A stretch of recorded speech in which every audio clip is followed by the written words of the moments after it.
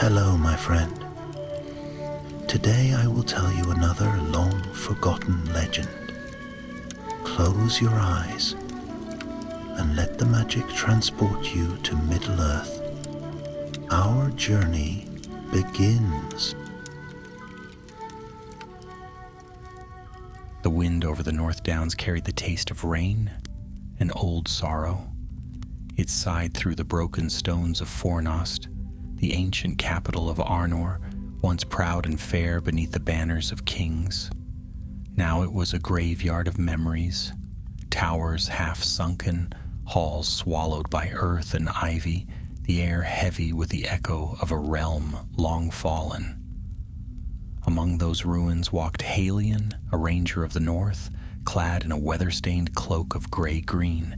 His boots made no sound upon the moss-covered flagstones, though each step seemed to stir ghosts from their slumber. He was young, not long in the service of the Dunedain, yet his eyes held the shadowed wisdom of one who had seen too much of the wild. For 2 days he had searched the ruins under the watchful sky, seeking traces of the past that his chieftain, Aragorn, son of Arathorn, had bid him find. It was said that in Fornost's final hours, the treasures of the realm had been hidden, relics of Númenor and the Firstborn, lost to time and flame. Halion carried with him only a lantern of pale blue flame, a sword of steel, and the hope that his search would not end in emptiness. The ruins whispered as he moved. The rain came lightly silvering the stones. In one great hall, a tree had broken through the roof, its roots tangled among ancient thrones. There Halion paused, for the lantern's glow fell upon something that glimmered faintly in the earth beside a fallen pillar. He knelt. Beneath a tangle of roots and ash, he found the edge of a blade, its metal dull with age, yet strangely unmarred by rust. He brushed the soil away, and as his fingers touched it, a faint hum stirred in the air, like the low voice of a distant song. The sword was half buried, its hilt wrought of silver and mithril, shaped like the wings of a swan. Across its fuller ran elven runes, dim but legible even through centuries of dust. He could read but little of them, yet one word gleamed clear as starlight: Turnhale. Halion's breath caught. He'd heard the name once, whispered in an old ranger's tale, a sword said to have been forged in Gondolin by Ecthelion of the Fountain, the slayer of Gothmog, lord of Balrogs. A weapon whose edge could wound even spirits, blessed by the Valar against the shadows of the world. But that was legend, not history. Gondolin had fallen before the sun's second rising. What relic of it could lie here in the ruins of Arnor? Still, the blade called to him. When he lifted it free, the ground seemed to sigh, and for a heartbeat the light in his lantern flared white. The rain outside grew heavier, and thunder murmured far off among the hills. Halion wrapped the sword in his cloak, meaning to bring it back to Rivendell for counsel. Yet as he turned toward the road, a chill passed through the air so deep that it stole his breath. His horse, tethered among the stones, whinnied in terror. He looked up. The shadows beneath the ruined archway had grown thicker, too thick for night alone. Within them something moved, a shape tall and cloaked, faceless yet filled with malice. A whisper like the hiss of iron filled his ears. "That blade does not belong to you, Dunedain." Halion stumbled back, drawing his steel sword from his belt. The lantern's light wavered, barely piercing the gloom. His hand trembled, not from fear of death, but from the suffocating dread that clung to the air, as though the very stones remembered this darkness. He knew the tales told by firelight, the warnings spoken by the Eldar, the Nazgûl, the ring-wraiths of the Dark Lord, and if even one of them had come to Fornost, it meant the enemy's reach had grown bold indeed. Halion turned and ran. He fled down the Stair of Kings, through broken courts where the rain poured in streams. The rider's voice followed, echoing from every archway. You cannot hide from the Nine. That sword is ours. It was lost in shadow, and in shadow it shall remain. He dared not look back. His horse neighed again, rearing in panic. He swung himself into the saddle and drove it southward, through the trees, along the ancient road that led toward Weathertop and the safer lands beyond. Behind him, the ruin of Fornost seemed to awaken, the darkness following, swift and soundless. Hours passed before he dared stop. He found shelter beneath a rocky overhang and lit a small fire. His breath smoked in the cold, though it was not yet winter. He laid the strange sword upon his knees and studied it by the flickering light. The blade shone faintly as though it breathed. For a moment he thought he saw shapes upon its surface, shadows of wings, the gleam of white fountains, the cry of trumpets long fallen silent. He reached out and his fingertips met the metal's chill. Then he heard a whisper, not from the dark beyond, but from the sword itself, clear and sorrowful as a bell. Do not fear, son of the North. I am no servant of shadow. My task is yet unfulfilled. Halion froze, heart pounding. The voice faded, leaving only the hiss of the fire. He looked up at the storm-heavy sky and knew one truth with terrible certainty. Whatever he had found in the ruins of Fornost, it was not merely a sword. And somewhere beyond the hills in the black lands of the east, the Dark Lord's servants had already begun to ride. The dawn that followed was pale and uncertain, shrouded in mists that drifted low over the North Downs. Halion rose from an uneasy sleep, his body stiff and cold, his thoughts bound to the whisper that had spoken from the sword. The voice had not returned, yet the weight of its words lingered. My task is yet unfulfilled. He broke camp before sunrise, knowing that the creature in the ruins would not rest long. The road south wound through silent hills, where ruins of forgotten watchtowers stood like broken teeth upon the ridges. Ravens wheeled above, and the wind carried the faint smell of frost. All that day he rode with little rest, his eyes ever searching the horizon. At times he thought he saw shapes moving far behind him, black riders on dark steeds, vanishing when he looked twice. His horse, though strong and sure-footed, began to sweat and tremble beneath him. The dread that clung to the air seemed alive, pressing closer with every mile. By nightfall he reached the edge of the Weather Hills, and there, beneath the broken crown of Weathertop, he found an old fire pit, long cold. Halion dismounted, his limbs aching. He set his back to a stone wall and drew the strange sword once more from its wrappings. Under the starlight, Tyrnhael gleamed faintly blue like a fragment of moonlight forged into steel. The runes upon its blade pulsed with a dim radiance, alive though the metal was cold. He traced one of the symbols with his fingertip. It burned softly, not with pain, but with a deep, living warmth, as though the sword itself still remembered the touch of those who had once wielded it. Ecthelion's hand forged thee, he murmured. If that is truth, then thou art older than all our kingdoms. Why do the shadows hunt thee still? No answer came. The sword lay silent, yet the unease in his heart deepened. He set a small fire, but its warmth could not drive away the chill that crept in from the hills. His thoughts turned to his chieftain, Aragorn, and the hidden strength of the Dunedain scattered through the north. If he could reach Rivendell, the wisdom of Elrond might unveil the sword's nature, but it was a long road still, and now the servants of the enemy were abroad. He slept in fits, haunted by dreams of black horses and shrieking voices. At dawn, the wind shifted, cold, sharp, and full of warning. The Nazgûl were riding.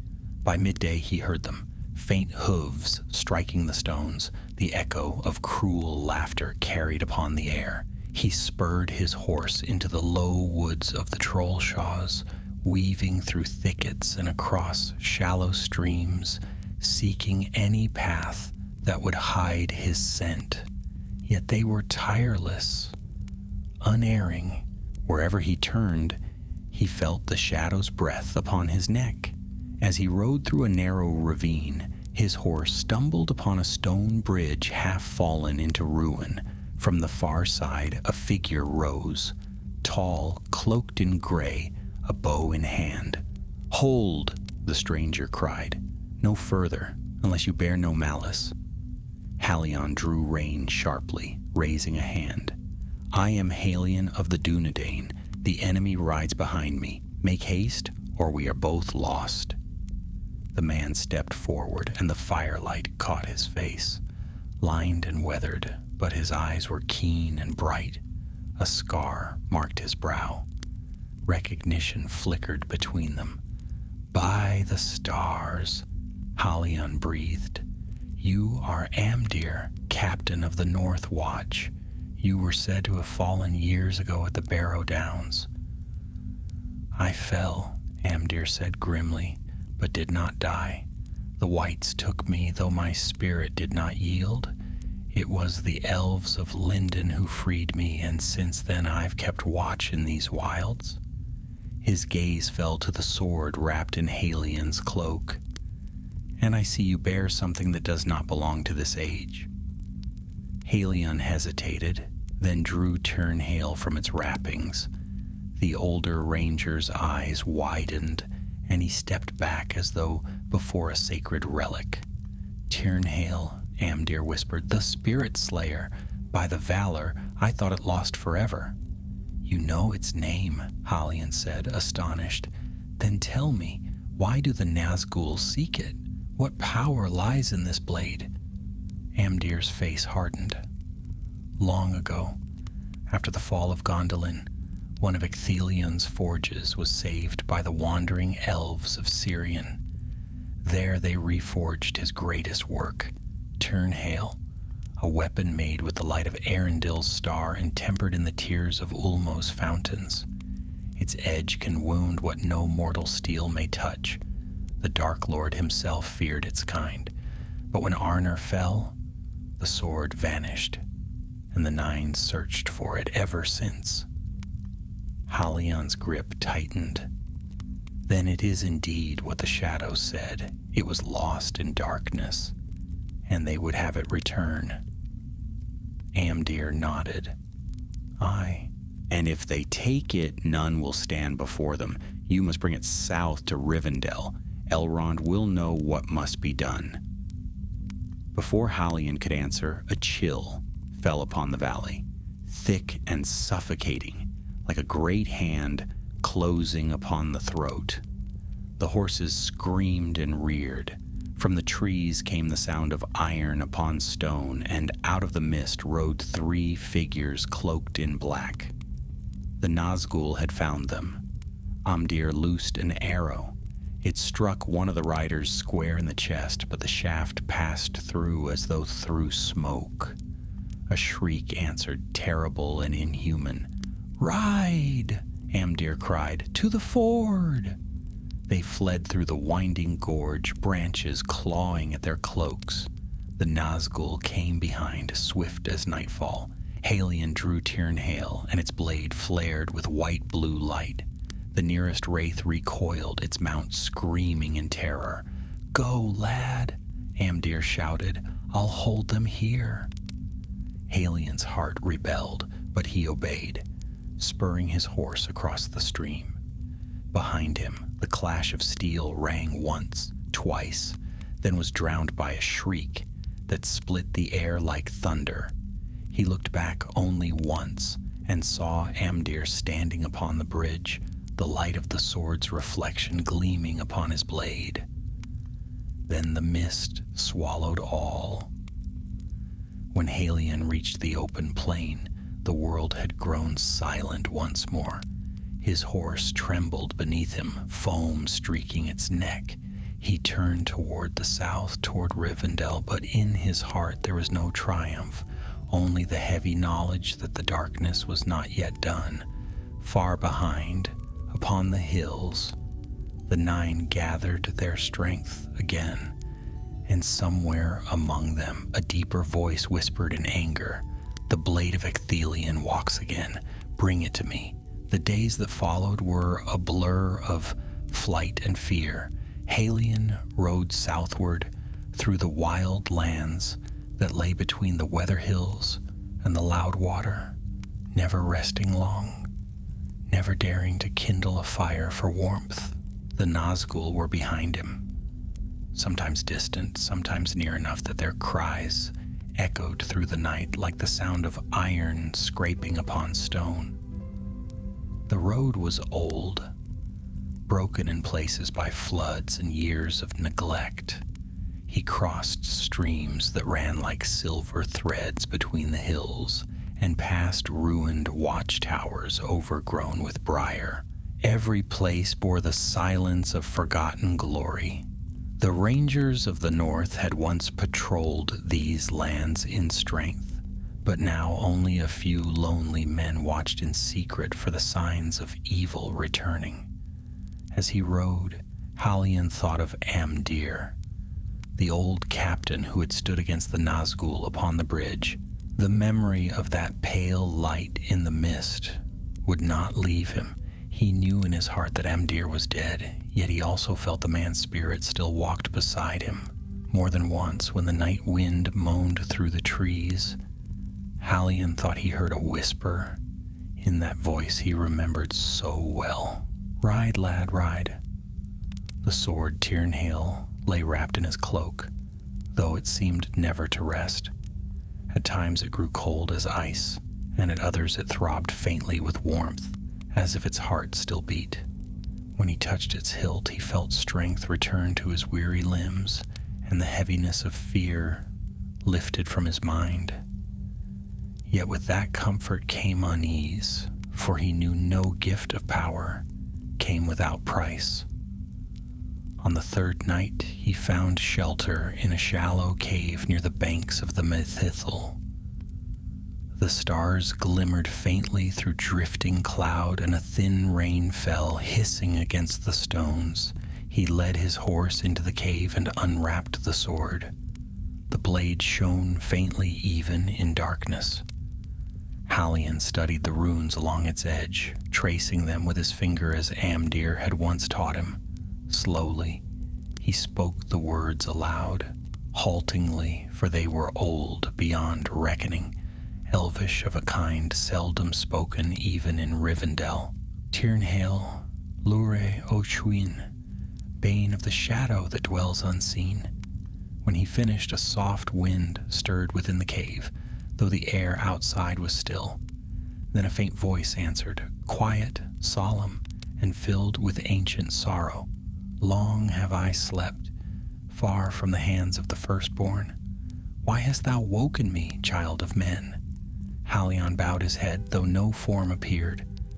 "Not by will, but by need," he said. "The enemy rises again, and his servants ride abroad. They seek you, this sword. I would carry you to Rivendell, where wisdom may guard you." A long silence followed. Then the voice spoke again, almost weary. "I was forged for war, not for rest. Yet my master's hand is long vanished, and the fountains of Gondolin are dry. If the nine seek me, it is because they fear what they cannot unmake. Then I shall not be sheathed while their shadows walk the earth." Halion trembled. "You would fight again?" "I was made for such purpose," the voice replied. "But beware, son of the north. Those who draw me too often are marked. My light burns bright, but it feeds upon the fire of the soul that wields me. The glow upon the blade faded then, leaving only the soft drip of rain from the cave mouth. Halion lay awake long after, staring at the silver glimmer of the sword's edge. It was both comfort and curse, a relic of an age that should have remained a song. Before dawn, he rose and crossed the river at a shallow ford, turning his path toward the east road. He hoped to meet other rangers near Sarn Ford or the Greenway, for alone he could not hope to reach Rivendell if the Nine pursued. By midday the rain had ceased and a cold wind blew from the north.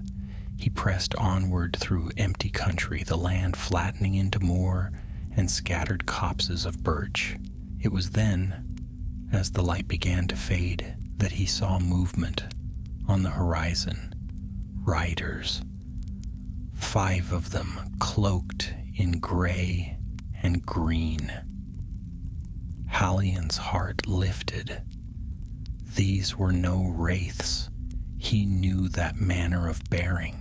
When they drew nearer, he recognized their leader, a tall man with dark hair bound in a silver clasp, his cloak pinned with the star of the Dunedain. "Halion," the man called, dismounting as he approached. "By all the valor we thought you lost. I am Belegorn, captain of the Northern Watch." "What news?" Halion dismounted quickly, clasping the captain's forearm. "Dark tidings, Captain. The Nazgûl ride in the north. One I faced at Fornost itself. Amdir fell defending me." At this, the other rangers murmured, their faces grave. Belegorn's eyes hardened. Then it begins anew. Aragorn spoke true. The shadows stir again. He looked at Halion, noticing the sword bound in cloth. "And what is that burden you carry so close?" Halion hesitated. "A relic of the elder days. Amdir called it Turnhale, the spirit slayer." A silence fell. Even the wind seemed to pause. Belegorn's gaze darkened. "If that is truth, then the enemy will not rest until he has it. You have done rightly to flee south, but you shall not ride alone." That night they made camp in a sheltered hollow. The rangers spoke little, keeping watch in turns. From afar, the howl of wolves rose and faded. Yet it seemed to Halion that the beasts cried not from hunger, but from fear of what walked behind them. Just before dawn, Belegorn roused him. "Up, lad. We move at once. The air stinks of the east." They rode hard toward the Baranduin, hoping to cross before nightfall. But as the sun sank behind the hills, a black cloud gathered on the northern rim of the sky. Unnatural, roiling like smoke, though no fire burned there. Then came the sound of distant horns, long and low. The rangers looked back as one, and what they saw froze their hearts. Out of the mists rode the 9, their cloaks streaming, their steeds black as pitch. The foremost bore a crown of iron upon its hooded head, and its voice rang through the dark like the cry of a storm. "Give me the blade, sons of the West. It is mine by right of the Master of Shadows." Belegorn drew his sword, shouting to his men, "Ride! To the ford! Hold fast!" Halion spurred his horse beside him. Turnhale pulsed at his side, the light of its runes flickering through the wrappings. The wraiths came swift, silent but for the pounding of hooves and the shriek of their leader. The race began. Men of the north against the shadows of the east. The wind tore through their cloaks, and thunder rolled across the moors.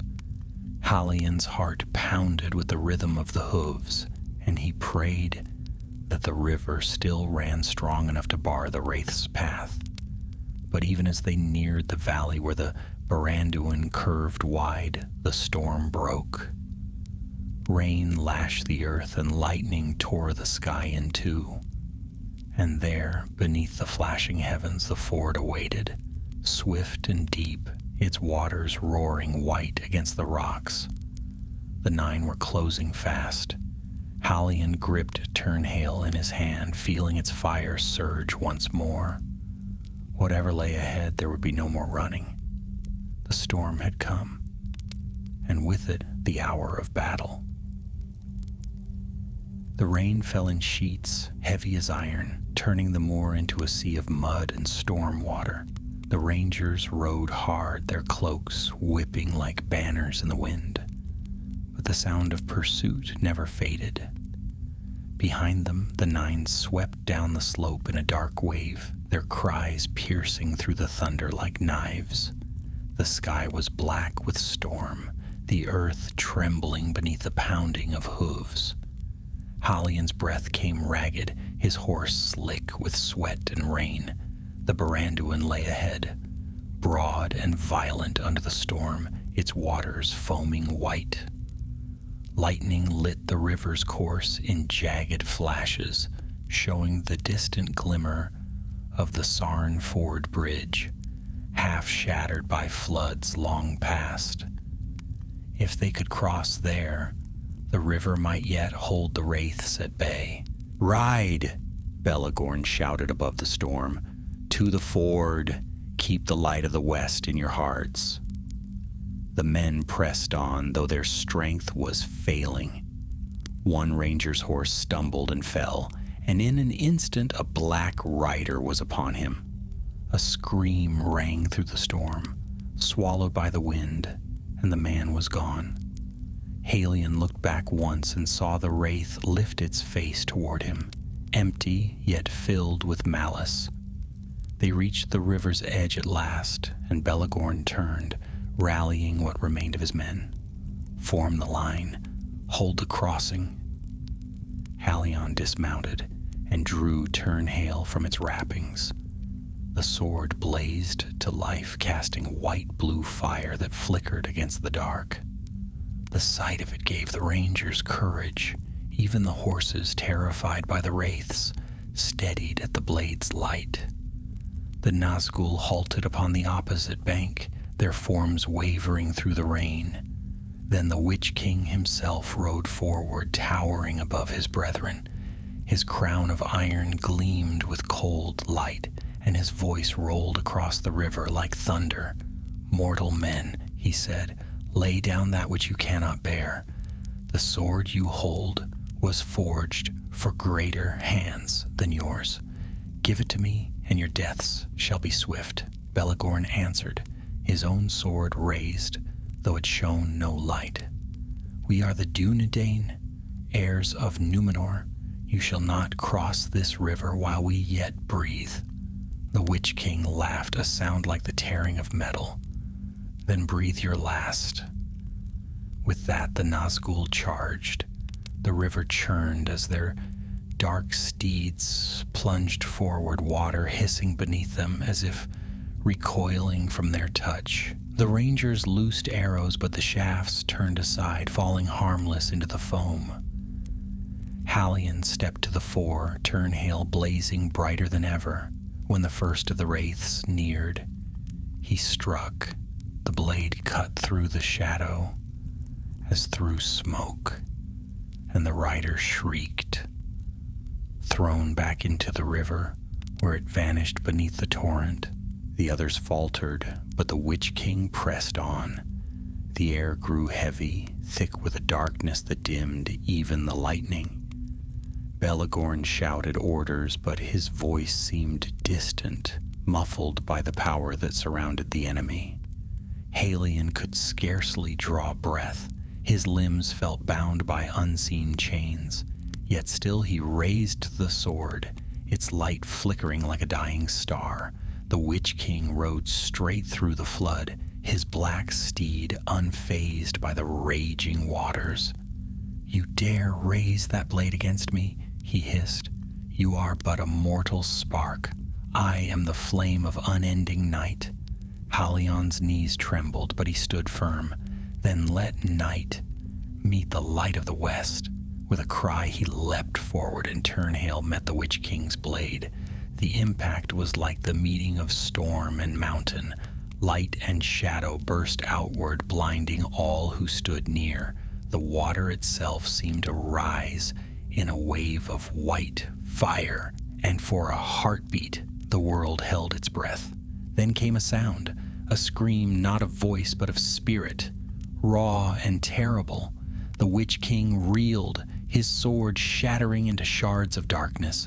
The crown upon his hood blazed, then dimmed.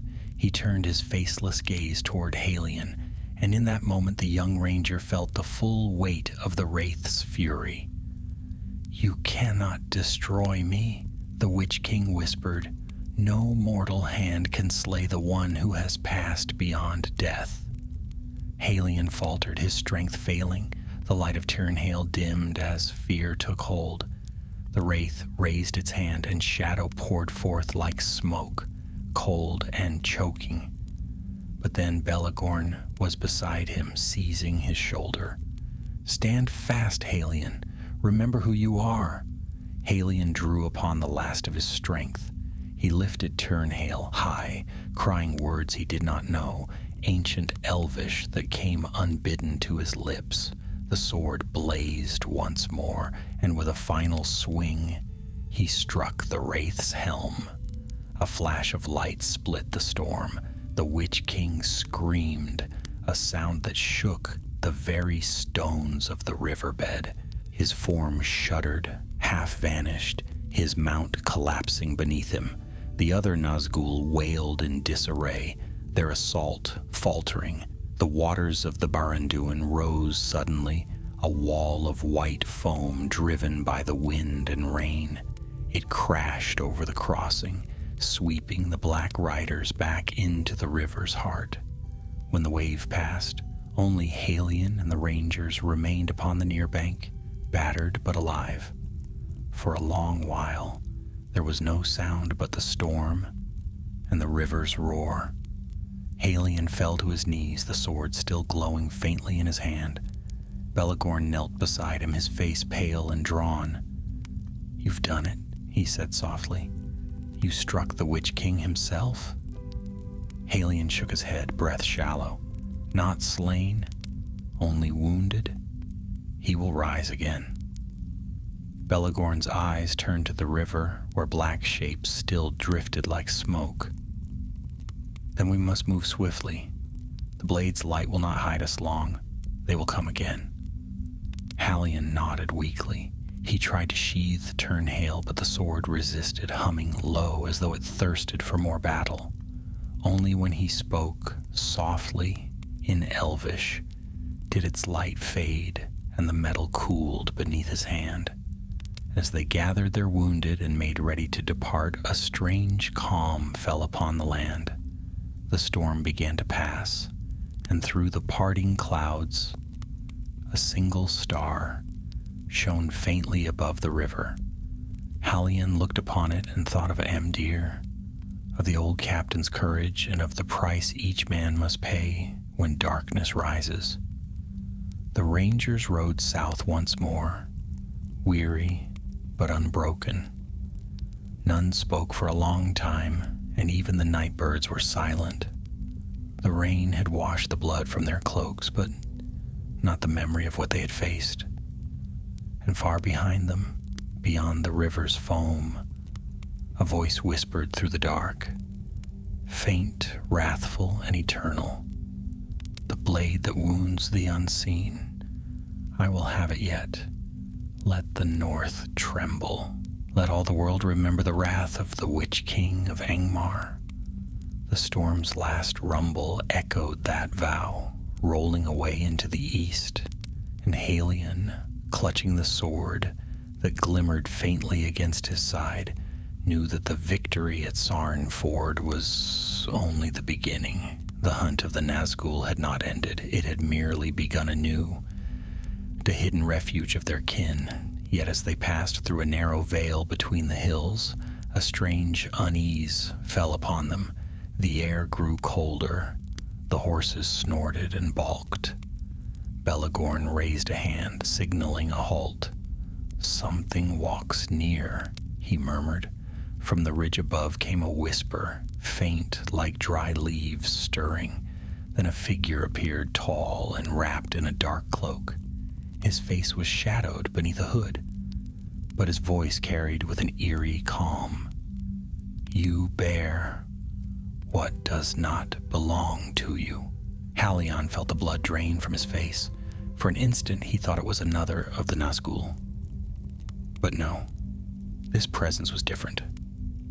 The man's eyes, when he lifted his head, gleamed pale gray, like moonlight upon steel. He was no wraith. "Who are you?" Belegorn demanded, his hand upon his sword. "I am called Arthelion," the stranger said. "Once a servant of the kings of Arnor, long before its fall. My body perished, but my spirit lingers, bound to these hills by the will of the Valor, until the sword of Ecthelion shall pass once more before me." The rangers murmured uneasily, some crossing themselves in the old manner. Halion stepped forward, holding the wrapped sword. "If you speak truth, then you know this blade. What do you seek from me?" The spirit's gaze turned upon him, and for a moment Halion felt as though all the years of his life had been laid bare. "I seek only to warn you," Arthelion said softly. "The blade you bear is both gift and curse. Its light can wound the spirits of shadow, but it also draws them. Every time you wield it, the Nine will sense it. Even now they stir again, and their master grows wrathful." Belegorn's face darkened. "Then what are we to do? Cast it into the river?" "No," the spirit said. "Such a weapon cannot be destroyed by mortal means. Its fate lies only where it was forged, in the hidden smithies of the Eldar. Take it east, beyond the Bruinen, to the house of Elrond. There alone may its path be decided." The wind shifted, and the figure began to fade, his form dissolving like mist. "Wait!" Halion cried. "Tell me, why was this sword made to slay even spirits? What purpose did Ecthelion serve?" The fading voice answered, faint and sorrowful, "To redeem what cannot die, and to end what never should have lived." Then he was gone, and the hill was silent once more. The rangers looked to Halion, their faces pale. None spoke for a long while. At last Belegorn said, "Then our road is clear. To Rivendell we go, and may the stars of the west guard us on the way." Halion looked eastward, where dawn broke pale and cold over the mountains. He felt the sword's weight at his side, heavier now with the knowledge of its true nature. Somewhere beyond those peaks lay Rivendell, haven of wisdom and song, yet between lay leagues of wild land and the shadow that hunted them still, he mounted his horse and drew his cloak close. "Come," he said, "before the Nine rise again." And they rode on into the light of a new day. Weary men beneath a burden of ancient doom, carrying a sword that even spirits feared. The road east wound through broken lands where few men ever passed. Hills rose like sleeping beasts from the earth, their sides scarred by age and rain, and the wind moaned through the hollows with a voice like lamentation. The rangers pressed on in silence, for words seemed small against the vastness of that lonely country. They rode by day and kept to the hollows by night. Halion led the way. Though his thoughts were far from the path, the sword at his side lay quiet, its voice stilled since the meeting with the spirit Arthelion. Yet he felt its presence ever near, like a thought half whispered in the back of his mind. At times when the wind shifted, he fancied he heard faint cries in the distance, as though the wraiths hunted still, ranging far across the wilds in search of their prey. Belegorn watched him with wary eyes. "You sleep little, Halion," he said one night as they rested beneath a low ridge. "Even when the others close their eyes, you keep the watch. You fear they will come again, do you not?" Halion gazed into the small fire. They will. The river delayed them, but it did not destroy them. The Witch King's wound may slow his power, yet his hatred will not fade. He will follow until the end. Belegorn's face was grave. Then our road must be swifter still. We will cross the Loudwater within 3 days, if the weather holds. The captain was a man of few words, but his courage heartened them. Under his lead, they made good speed through the foothills of the Trollshaws. On the 3rd day, the land began to change. The harsh moors softened into wooded vales, and the air grew lighter, touched with the scent of pine and running water. Yet as they drew near to the river, the shadows deepened once more. The horses grew restless, and by evening a heavy fog settled upon the valley, unnatural and thick as wool. "Something moves within it," one of the rangers murmured, peering into the mist. "I hear footsteps. Too light for trolls, too heavy for elves." Halion felt the hairs on his neck rise. The air had grown cold, and a faint whisper rode upon the fog, low, rhythmic, almost like the sound of breathing. "Form close," Belegorn ordered. "Steel ready." Shapes began to appear among the mist, tall, twisted forms that flickered at the edge of sight. The rangers drew their swords, but when one of the shadows leapt forward, its face was not that of a wraith, but a man's, pale, hollow-eyed, wearing the tattered remnants of Dunedain garb. "By the stars," Belegorn breathed, "they are wights." The creatures moved with unnatural speed, their eyes burning with a sickly light. One fell upon a ranger, dragging him into the fog before he could cry out. The others advanced, their voices whispering in tongues long dead. Halion drew Turnhale, and the sword burst into light. The fog recoiled, parting in a circle around him. The wights shrieked, retreating from the flame-blue glow. He swung the blade, and each strike cut through the shadows as if they were smoke, the air filled with the stench of decay and ash. "Stay near the light," Belegorn shouted. "They cannot cross it." The rangers regrouped around Halion, pressing outward through the mist. The wights came on again, maddened by the light, their ghostly hands clawing at the air, but each time they drew near, Turnhale flared, and their forms dissolved into vapor. Then came a voice, a low hiss that made the blood run cold. "You cannot hide from us, bearer of the spirit blade. The Nine seek you still, and we are their heralds." Halion turned toward the sound. Through the fog, a figure emerged, a tall white robed in ancient mail, its helm dented, its eyes burning with green fire. In its hand it bore a rusted sword that dripped black mist.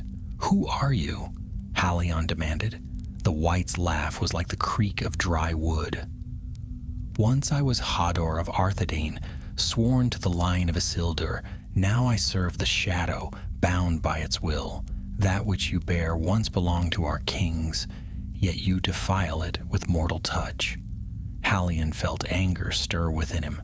"This blade was forged by Ecthelion of Gondolin, long before your bones turned to dust. It serves no darkness." The wight raised its sword. "Then prove it, living one." Their blades met with a crash that split the fog like thunder.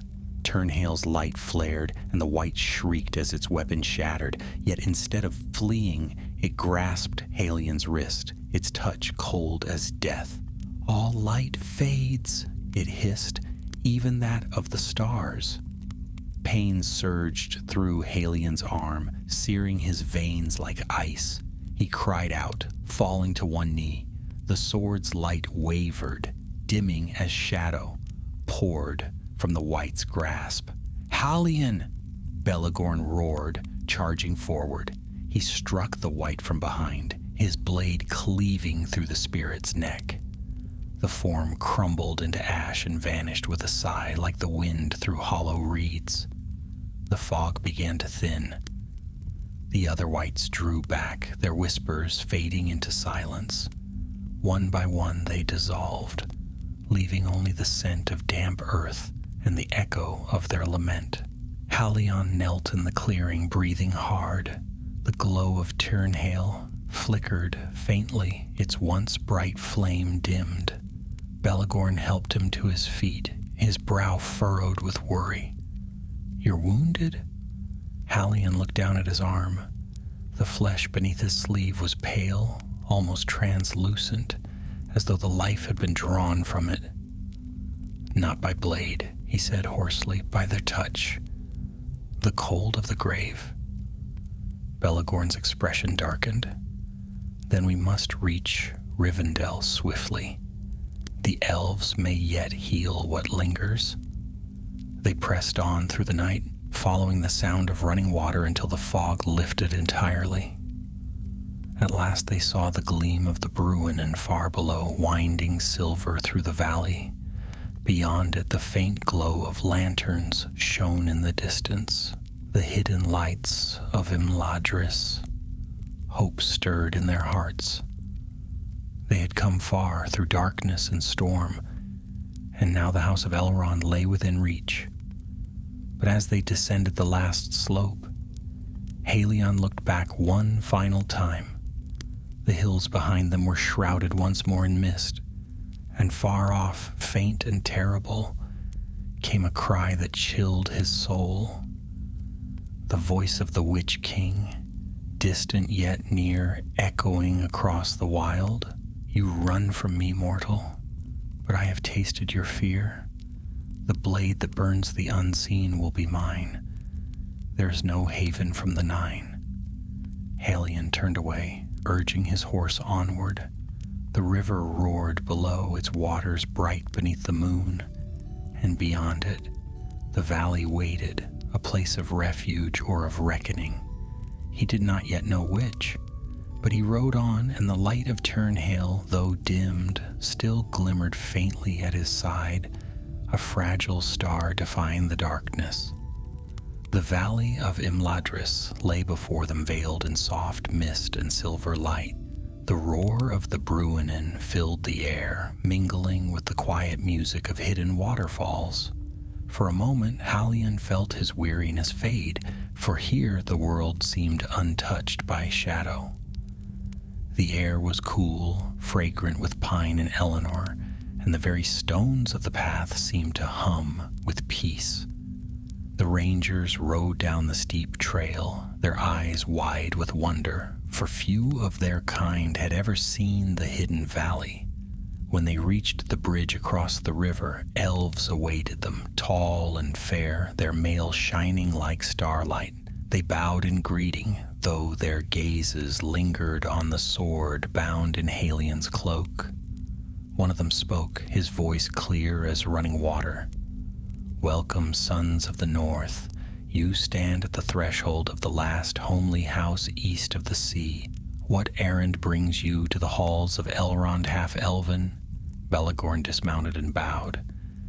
"We come seeking counsel and healing.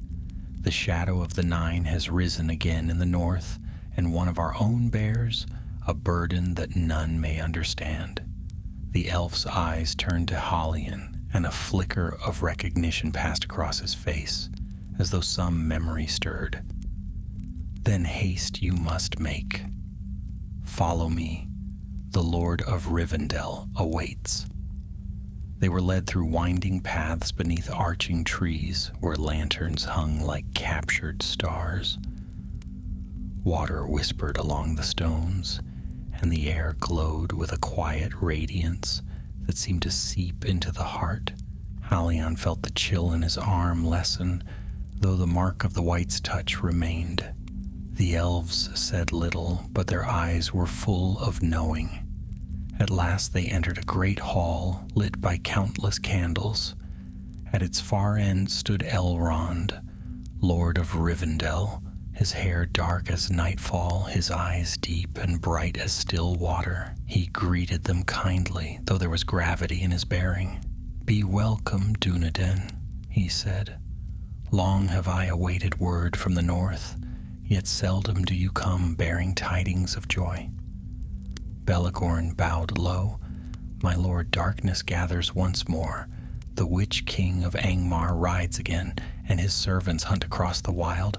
We have fought them at the Baranduin and lived, though only by the strength of this."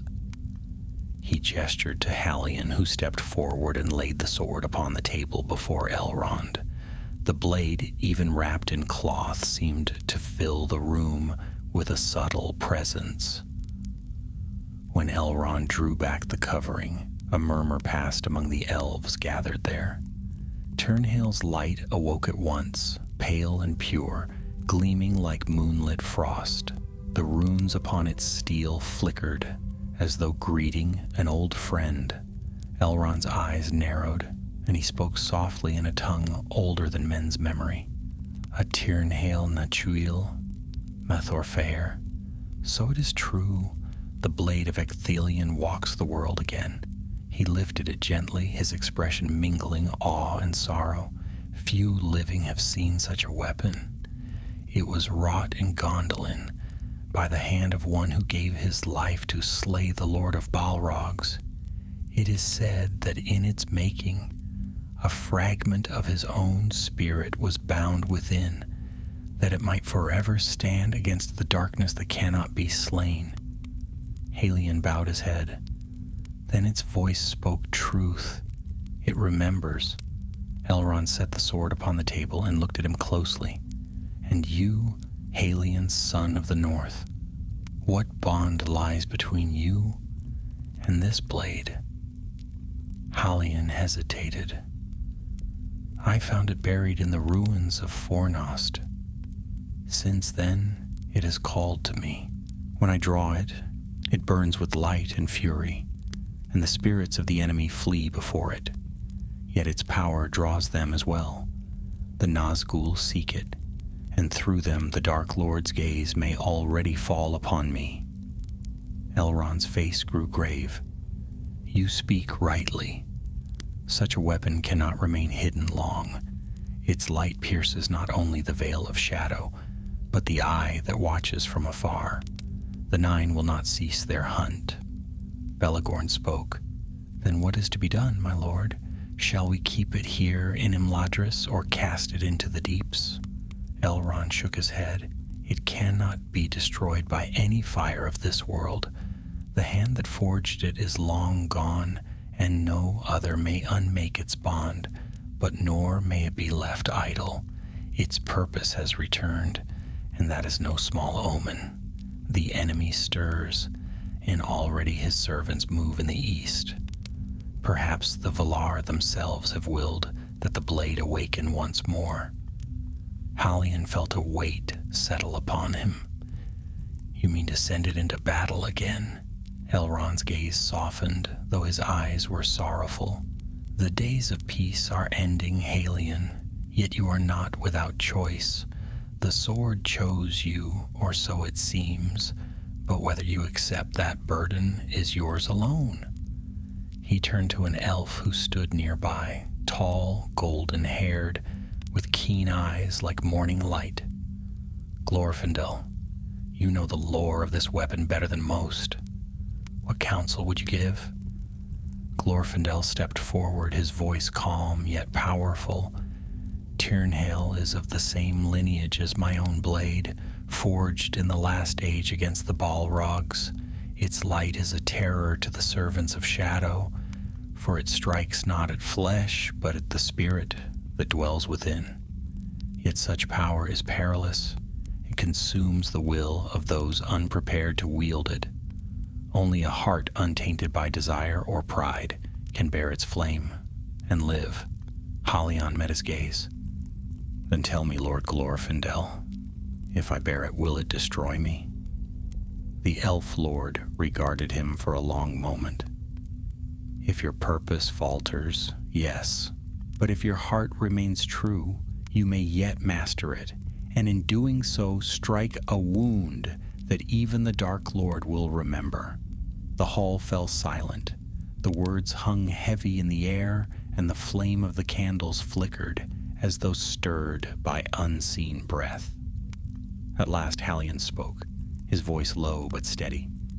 "Then I will bear it until my strength fails. If I must fall, I will fall in light." Belegorn's hand gripped his shoulder. "You are a fool, lad, but a brave one, and I will not leave you to face it alone." Elrond inclined his head, a faint smile touching his lips. "So it is decided. Rest now and take counsel with my healers. The shadow that touched your arm must be cleansed, or it will fester." Halion bowed deeply. "My thanks, Lord of Rivendell." As the company was led away, Glorfindel watched them go, his expression distant. He turned to Elrond. "He has courage, that one. Yet I fear the sword's fate will not rest here long." Elrond nodded slowly, his gaze fixed upon the shining blade. "Nor will his. The hour of darkness approaches, and even the smallest hand may yet turn the course of fate." Outside, the wind stirred the trees, carrying with it the faint sound of the Bruinen's song. The valley slept beneath the stars, but far beyond its borders the world was waking to war. And in the quiet chamber where Halion lay, Tyrnhael rested beside him, its light faint and steady, like the heartbeat of destiny itself. Days passed in Rivendell, yet Halion found little rest. The valley seemed to breathe with peace, and the wounds of his body healed swiftly under elven care. But his heart remained restless. Often he wandered alone through the gardens and high terraces, where waterfalls leapt like white flame from the cliffs, and the air smelled of rain and ancient pine. The light of the valley was soft and ageless, yet beyond its borders the shadow gathered, and Halion could feel its weight pressing ever closer. Elrond's healers had drawn out the chill left by the White's touch, bathing his arm in waters blessed by the Eldar. Still, faint lines of gray lingered upon his skin, like threads of frost that would not fade. "The wound will trouble you always," one of the healers told him. "The spirit of the grave leaves its mark. But you are strong, Dunedain. It will not master you unless you yield to despair." Halion bowed his head in thanks, though he said little. It was not despair he feared, but the pull of the sword itself. Even as he slept, he felt its presence near, calling faintly like a whisper across water. Sometimes he dreamed that he stood in a city of white stone, towers aflame, fountains running with blood, and a great host of shadowed figures pressing upon him. Always, the same voice echoed through the smoke, the Witch King's promising vengeance. On the fourth morning, Glorfindel came to him. The elf lord wore armor of pale gold and a cloak the color of dawn. "Come," he said, "the Lord of Rivendell summons us to council." Halion followed him through the long halls, where light fell in slender beams through carved windows. When they entered the chamber, Elrond sat at the head of a table of white stone.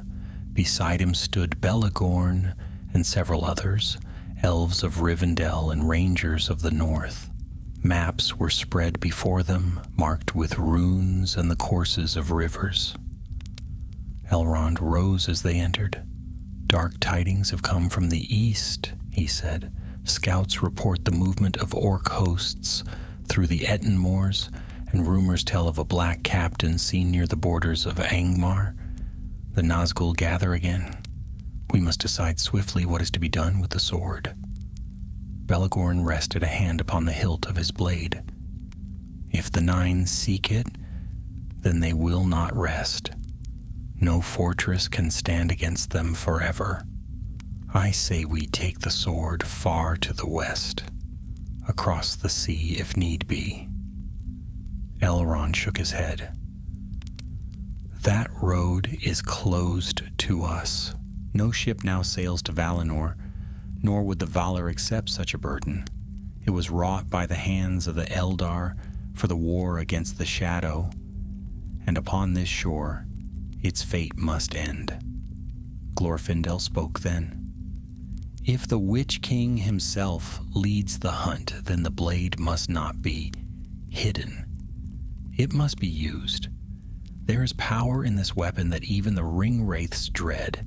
With it, a mortal might wound the enemy more deeply than he has been struck since the fall of Númenor. Hallion felt their eyes upon him. He straightened, though his heart beat hard in his chest. Then let me be that hand, he said quietly. I will bear the sword against him. Belagorn turned sharply. You have done enough, lad. We barely escaped the last time. To face him again would be folly. Halion met his gaze. It is not folly if the shadow spreads unchecked. I have seen the terror the Nine bring.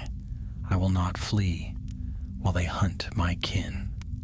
Elrond's eyes were grave, yet there was a faint light of approval in them. Few among men would make such an oath, he said, but know this, Halion. To bear that sword is to carry both light and death. It will lend you strength, but it will also drain your spirit. If you fall, your soul may wander in shadow, bound to the blade that gives you power. I understand, Halion said, though he did not fully. But something within him, perhaps the voice of the sword itself, whispered that this path had been set long ago. Elrond inclined his head. Then it shall be so, but you will not go alone. Glorfindel stepped forward. I will ride with him and with Belagorn. 3 may pass unseen where an army would draw the enemy's gaze. We shall ride north, to the borders of Angmar. If the Witch King has risen there, then the light of Tyrnhael shall find him. So it was decided. Preparations began at once. Elves brought forth armor light as woven mist, and horses swift as the wind. Halion's own steed was healed of its wounds, and fitted with a new bridle of silver and leather. When at last he took Tyrnhael in hand again, its light flared bright and cold, as though it sensed the coming war. That night before they departed, Elrond met with Halion alone upon a high balcony. The stars burned clear above the valley, and the moon hung like a white sail over the mountains. Halion, Elrond said softly, there is something I must tell you. In the elder days, I knew the maker of that sword. Ecthelion was noble beyond measure, yet even he could not wield his own creation without cost. The light that dwells within Tyrnhael is drawn from the fount of his spirit, mingled with the blessing of the Valar. When you raise it against shadow, that same light burns in you. Guard it well, for if darkness should take your heart, the sword will not save you. It will consume you. Halion bowed deeply. I will remember. Elrond placed a hand upon his shoulder. Then may the stars of Varda guide you, and may the river's song ever follow your steps. At dawn they departed. The gates of Rivendell opened silently before them, and the sound of hooves echoed through the mist. Glorfindel rode at the fore, his hair like sunlight upon the wind. Belagorn followed close behind, grim and steadfast, while Halion rode last, Tyrnhael wrapped at his side. As they climbed out of the valley, Halion looked back once. The house of Elrond lay hidden among the trees, a glimmer of peace in a world growing dark. Then the mists closed behind them, and the road led ever north. For many leagues they rode in silence. The land changed around them. Green meadows gave way to bare hills and thorny heaths. The air grew colder, the wind sharper. Each night they camped beneath a sky of wheeling stars, and each morning the shadow upon the horizon seemed closer. On the 6th day, as dusk fell red across the western sky, Glorfindel reined in his horse upon a ridge. "Behold," he said, pointing northward, "there lies the land of Angmar, the seat of the Witch King's power." Before them stretched a desolate plain of ash and rock, broken by ridges of black stone. No tree grew there, and the very air seemed heavy with malice. Far off, lightning flickered behind dark peaks. Though no storm cloud moved, Halion felt Tyrnhael stir at his side, its faint light gleaming through the wrappings. "It knows this place," he whispered. Belagorn grunted. "Aye, and so do they. We'll not have long before we're found." Glorfindel's eyes shone with cold fire. "Then let them come. The light of the west still burns even here." They descended the ridge, the wind howling about them like a host of ghosts. The land of Angmar awaited, and within it, the dark heart of the Witch King himself.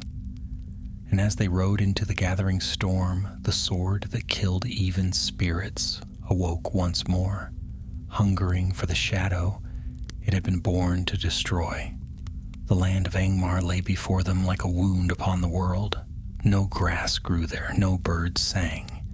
The hills were sharp and black, their jagged spines piercing the sky, and a stench of decay hung in the air. The very wind carried whispers of despair, as though the earth itself remembered the cruelty of its former master. Halion, Glorfindel, and Belagorn rode through this forsaken land with cloaks drawn tight and eyes wary. The sky was a dull iron gray, and even the sun's pale light seemed afraid to linger. The road beneath them was old, broken by ages of ruin, yet the marks of fresh hoof prints could be seen in the mud, the passage of riders that left no mortal scent. "The 9 have come this way," Belagorn said grimly, crouching to touch the ground. "The hoof marks burn cold to the touch. They cannot be far." Glorfindel looked northward, where the hills rose into mountains dark and sheer. "Their master gathers power again," he said, "but he is not whole. The wound you dealt him at the ford still festers, Halion. You may have done more that night than you know." Halion said nothing. The sword at his side pulsed faintly as though in answer. He felt its warmth through the wrappings, steady and alive, but he also felt its hunger, a deep yearning for the shadow it was made to strike.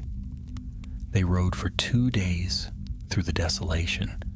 Ruins lay scattered across the plains, towers toppled, walls half buried in ash, and the bones of fortresses that had once guarded the Witch King's dominion. On the 2nd night they took shelter in the shell of an ancient hall, its roof gone, its pillars carved with runes of forgotten kings. Halion built a small fire, though its light barely touched the shadows that clung to the stones. Glorfindel sat silent, his gaze turned toward the north, where faint flashes of lightning still danced among the peaks. "It was here," Belagorn said, staring into the flames. "Here that the armies of the west broke the host of Angmar. My forefathers fought in that war side by side with the elves of Lindon. They drove the Witch King from these lands, or so they thought." Glorfindel's voice was quiet, yet it carried across the hall. "I was there. I saw his fall. When he fled the field, I pursued him to the gates of Fornost and struck him down. Yet his spirit escaped, bound to the ring that grants him form. Until that ring is unmade, he cannot die." Halion listened in awe. "Then even you could not destroy him?" Glorfindel turned his eyes upon the young ranger. "No, but I foretold his doom. I said that not by the hand of man would he fall. That truth still stands, though I do not yet see its end. The words hung in the air, heavy with meaning. The fire crackled softly, throwing long shadows upon the walls. Halion drew Turnhale and set it across his knees. The blade shone faintly, its runes glimmering like frost. "What if this sword is the key?" he said quietly.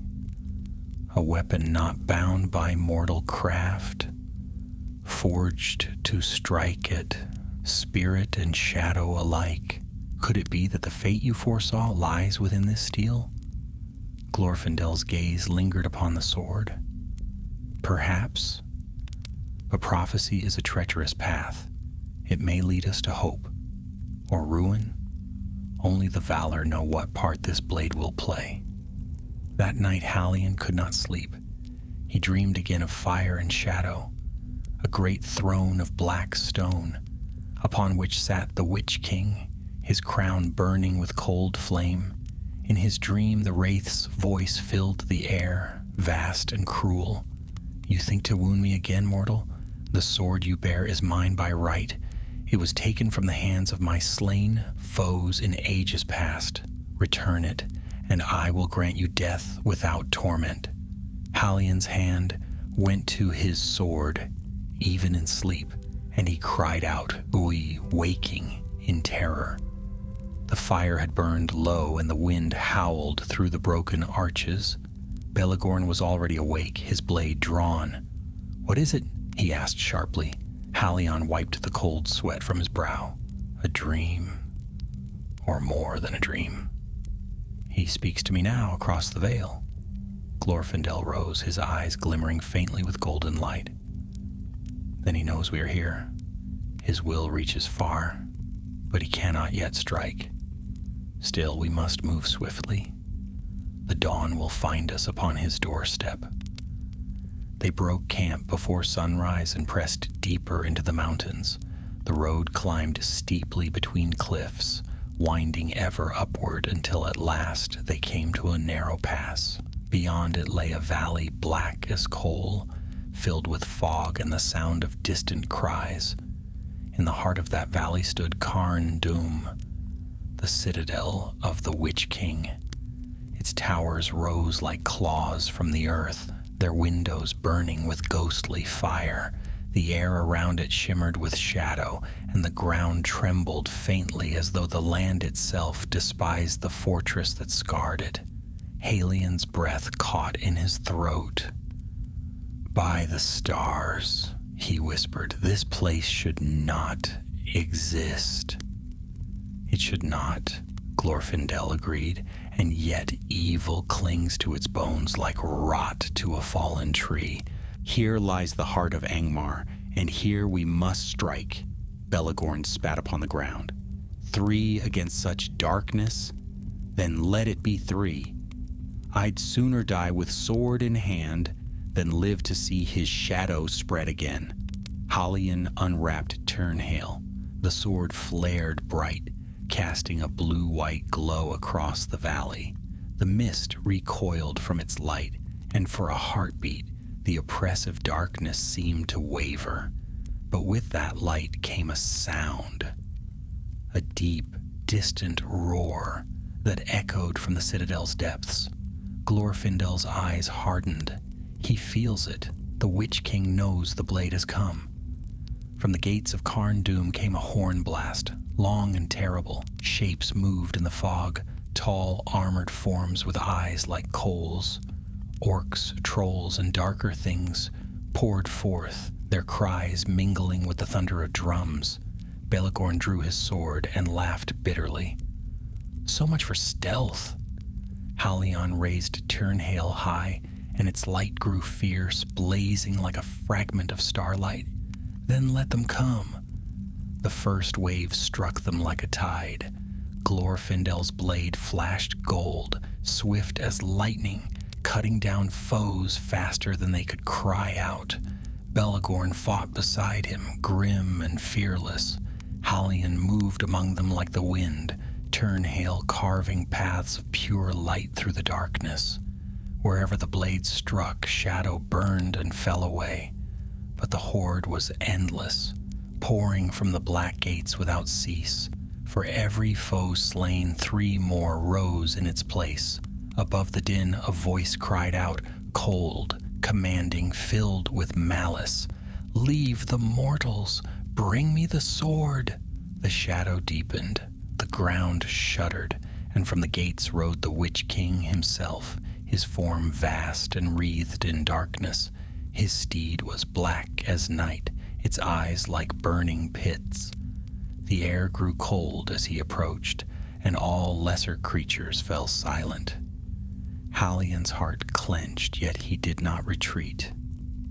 "So, we meet again," he said, his voice steady despite the terror that gripped him.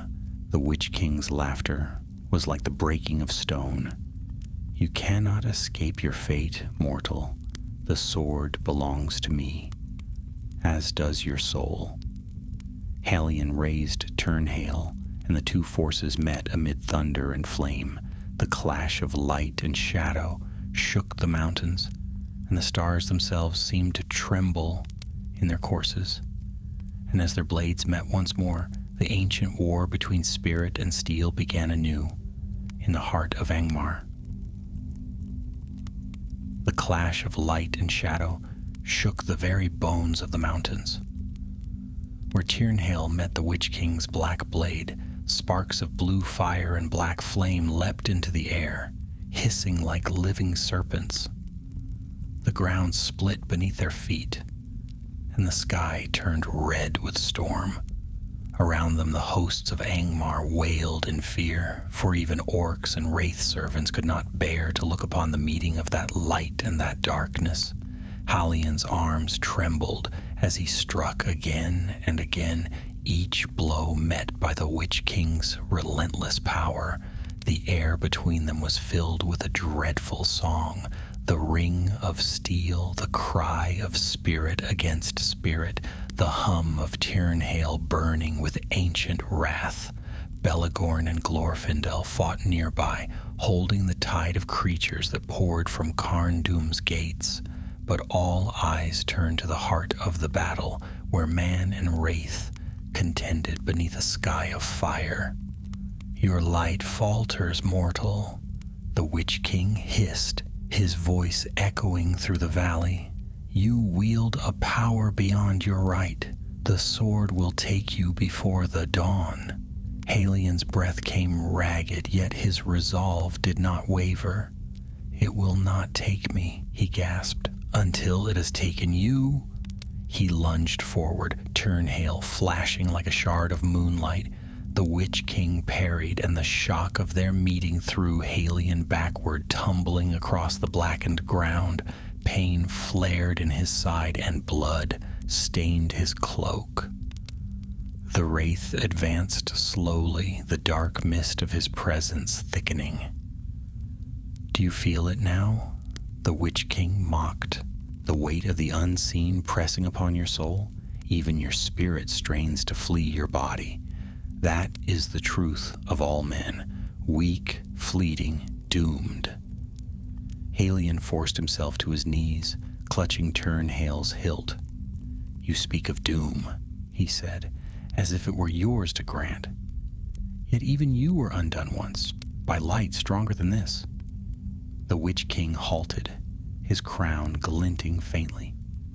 "Those who once smote me are dust. The line of the West is broken. What remains are scattered remnants of a fading race." But at that a golden light flared from behind. Glorfindel leapt into the fray, his sword gleaming with fire. "The line of the West endures," he cried, "and the light you fled before still burns." He struck at the Witch King with such fury that the wraith reeled backward, his shadow shivering. For a heartbeat, the gloom over Carndum faltered, pierced by twin fires, the gold of Glorfindel and the blue-white of Turnhale. "Now, Halion," shouted Belegorn, slaying another orc that rushed upon them. "Strike while he's driven back." Halion rose, though pain seared through him. He lifted Turnhale with both hands, and its runes blazed with terrible beauty.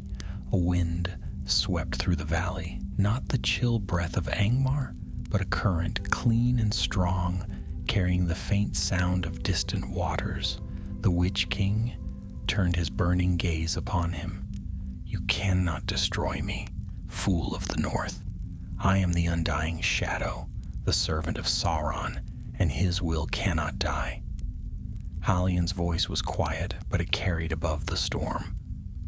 "Then I will wound you deeper than death." He charged. Their blades met again, and this time Turnhale's light burst outward in a wave that split the mist.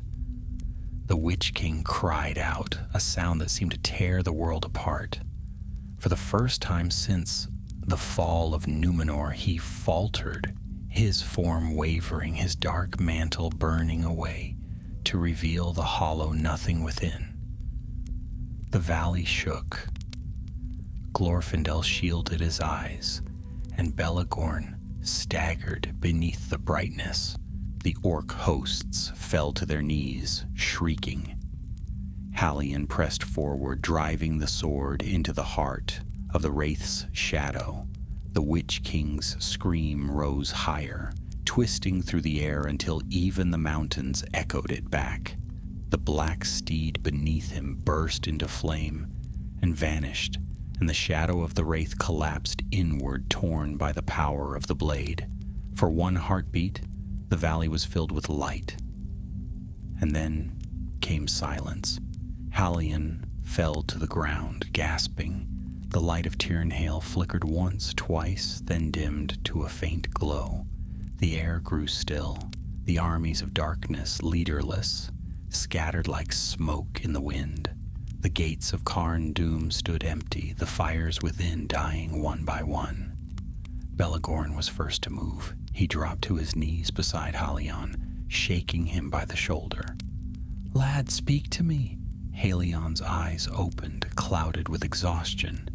"He's gone," he whispered, "driven back into the void. For now." Glorfindel knelt beside them, his golden hair dimmed by ash. "Aye, for now. You have done what few ever could. The wound you gave him will not heal easily. Yet I fear it is not the end." He looked toward the sky where the storm was breaking. "His spirit remains bound to the Ring of Power. Until that is destroyed, he will rise again." Halion nodded faintly. "Then others must finish what I have begun." The elf lord placed a hand over the ranger's heart. "You have done enough, son of the North. Sleep now, for the Valor have seen your courage." But Halion shook his head weakly. "No, Tyrnhale must not remain here. The sword still burns. It calls to him. If it is left, he will return for it. It must be taken where even his shadow cannot reach." Belagorn frowned. "And where's that, lad? The sea is far, and no ship sails from these shores." Halion's gaze turned towards the mountains to the west, where the faint glimmer of starlight touched the peaks. "Then the river," he murmured. "The waters of the west still remember their maker. Ulmo's song runs through every stream. If the sword returns to the river, perhaps its light will sleep again until it is needed." Glorfindel's eyes softened with understanding. "So be it. We shall bear it there." He took the sword gently from Halion's hands. Even dulled, its blade shimmered faintly, as if reluctant to leave its master. The elf lord raised his voice in an ancient hymn, and the valley answered, the last lament for the fallen shadow of Angmar. They carried Halion between them as they descended the valley, for his strength was spent. Behind them, Carn Dûm's towers cracked and fell, sending up clouds of dust that the wind scattered across the desolate plain. The citadel of the Witch King was no more. By dawn they reached the river that wound through the lower hills, a swift, cold torrent gleaming in the morning light. There beneath the pale sky, Glorfindel knelt and placed Turnhale upon the waters. The current took it at once, bearing it downstream, until the light of its blade vanished into the depths. So ends the Spirit Slayer, Glorfindel said softly. May it rest, in the care of the Valar, until the world's ending. Belegorn bowed his head. And the lad? They turned to Halion, who lay upon the bank, his eyes closed. His breath was shallow, but a faint smile touched his lips. It's done, he whispered. The sword sleeps again. Then he was still. The wind stirred his hair, carrying with it the scent of rain and the song of flowing water. Glorfindel looked long upon him, sorrow and pride mingling in his gaze. He shall be remembered, the elf said, the man who bore the blade that even spirits feared. They buried Halion upon a hill overlooking the river, where the grass would one day grow again. And when the dawn came fully, the light of the sun broke upon his grave and shimmered faintly, as though something deep within the earth still glowed, waiting for the world's need to call it forth once more. Long years passed after the fall of Carn Dûm, and the northern lands knew a fragile peace. The storms that had haunted the hills abated, and the snows came in gentler seasons. The ruins of Angmar lay silent, haunted only by the wind, and the bones of its armies sank slowly into the dust. The name of the Witch King was spoken only in whispers, for even the memory of him was a thing of dread. Yet the story of Halion, son of the North, did not fade. It was carried upon the tongues of rangers and the songs of wandering elves, spreading through the hidden paths of Middle-earth, like a quiet light in darkened days. In Rivendell the tale was told by the fireside, when winter's chill drove even the most stalwart indoors. Elrond himself spoke of it, his eyes grave and far-seeing, for he had read in it the signs of a fate yet to unfold. In every age, he said, a light arises to stand against the dark, though the hand that bears it is never the same. So it was with Halion, and so it shall be again. And often when travelers crossed the Loudwater and rested in the valley, they would see Glorfindel walking alone by the falls, his gaze turned northward. None dared disturb him, for they knew his thoughts dwelt upon the man who had fought beside him, and upon the sword that had vanished into the river's keeping. The years became decades, and decades turned to centuries. The North grew wilder once more. The Dunedain wandered the empty lands, few and hidden, yet they still kept the memory of Halion's deed. The hill where he had been laid to rest was marked by no stone, but those of his blood who passed that way would stop and bow their heads, for they felt, even without knowing why, that a great heart lay beneath that earth. Time moved as it always does, slowly in the reckoning of men, yet swiftly to the ageless eyes of the Eldar. The world changed. Kingdoms rose and fell, and the shadow stirred again in the east. The One Ring, long forgotten by most, began its dark journey anew, drawing the Nine back from the unseen to serve their master's will. But deep beneath the soil and stone, where the river wound cold and silent through the roots of the hills, a faint light stirred. It was the light of Turnhale, the spirit slayer sleeping in the arms of the current. The blade lay half buried among smooth stones, its runes dim, its glow like the last ember of a dying fire. Yet when the shadow of the Witch King rose once more, seeking its lost dominion, that faint light flickered, as though it remembered. Legends say that on certain nights, when the stars shone bright and the wind carried the scent of rain, travelers near the Baranduin could see a shimmer beneath the surface of the water, a glint of silver and blue that moved against the current, and sometimes, in the still hours before dawn, a whisper was heard upon the wind, "I am not gone, only waiting." It was said that Glorfindel himself returned once to that place in secret. He came clad in gray, his golden hair hidden beneath a hood, and he stood upon the river bank until the moon was high. Those who later found his footprints said that he sang a song in the tongue of the Eldar, soft and sorrowful, a song of remembrance and promise. And when it was done, the water stirred, and a faint glow answered his voice before fading once more into the depths. What passed between the elf lord and the river none can say, for he spoke of it to no one. But afterward he rode south and west, bearing tidings to Aragorn, chieftain of the Dunedain, whose blood still carried the memory of the ancient kings.